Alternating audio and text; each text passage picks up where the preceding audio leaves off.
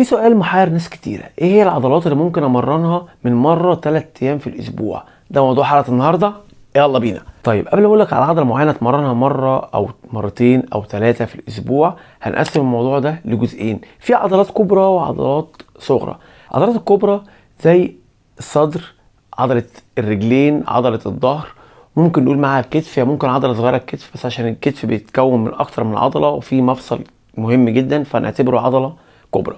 العضلة الصغرى زي الباي، التراي، عضلة مثلا السمانة، الريست، دي عضلات صغرى.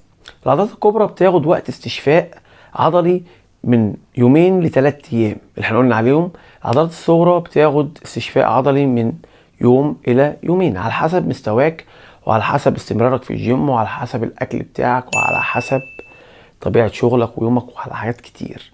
تمام. طيب اعرف منين ان العضلات خدت الاستشفاء الكامل؟ لو انا بتمرن بنش، اتمرنت مثلا بنش يوم السبت، هاجي الحد الاقي فيه شده جامده، هلاقي الاثنين هلاقي نفس الكلام، هاجي الثلاث هلاقي نفس الكلام. كده انا لسه ما تقدمتش قوي في المستوى، او لسه العضلات بتاعتي ما ابتدتش تستشفى بشكل كبير عشان انا مش بتمرن كتير او ليا فتره بعيد عن التمرين. تمام. اما بقى لو اتمرنت وحسيت بعد يومين خلاص مفيش شد مفيش حاجه الدنيا كويسه، ممكن اتمرنها تاني. ايه افضل التمارين او افضل اشكال التمارين اللي ممكن اتمرن بيها لو انا عايز امرن عضله مره او 2 في الاسبوع؟ في البوش بول ليج، ده طبعا اشهر نظام تمريني، اني بتمرن عضلات البوش او العضلات المسؤوله عن الدفع اللي هي البنش والكتف والترايسبس، بتمرنهم في يوم. تاني يوم بتمرن عضلات البول اللي هي عضلات المسؤولة عن السحب اللي هو الظهر والكتف الخلفي والباي. اليوم التالت بتمرن فيه عضلات الرجل.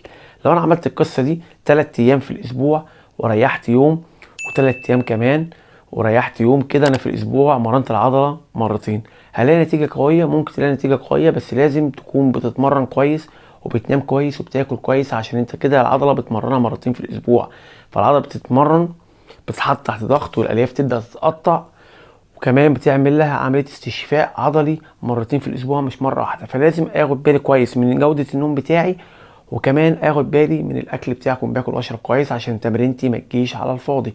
في ناس كتير يا جماعه صحتها بتيجي على الراحه اكتر، انا من الناس دي. يعني انا لو اتمرنت بشكل مستمر فتره كبيره ممكن الاقي عضلاتي مش بتبدا تكبر عشان خاطر انا بتمرن كتير، فالعضلات مش بتعمل ريكفري او استشفاء بشكل كبير. فانا احاول بقدر الامكان اعرف طبيعه جسمي ايه. اول كام شهر لازم اجرب كل التمارين واجرب كل حاجه، اتمرن يوم اريح يوم، اتمرن يومين اريح يوم، اتمرن 3 ايام واريح يوم، اعرف جسمي بيجي على ايه، جسمي بيتمرن ازاي، جسمي ايه اللي نافع معاه، وعشان كده ابدا اكمل. تمام. كده انا خلصت حلقه النهارده. اتمنى الحلقه عجبتك تكون عملت لايك للفيديو وتعمل تشترك حالا في القناه لو لسه مش مشترك، واشوفكم على خير، والسلام عليكم ورحمه الله وبركاته.